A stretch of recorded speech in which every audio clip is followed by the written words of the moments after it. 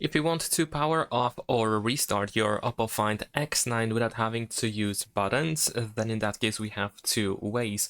You can, for example, open Settings, scroll down over here, and we need to go to Accessibility and Convenience, and then we're going to go to Accessibility over here, and then choose Accessibility menu and enable the shortcut. We need to allow the shortcut to be created.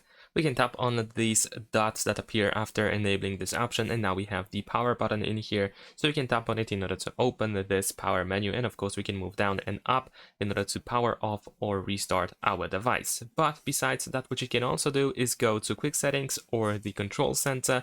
You can tap on this pen icon in the upper right corner, and now over here we can press on this plus on the left side, and here where we have tiles, the list of all tiles, among these options you should be able to find the power off option. Let me actually try to find it. There we go, it is over here. I already have added it to my control center, so I'm just gonna tap on done, and now we can just tap on this button instead. Thanks for watching, leave a like and subscribe.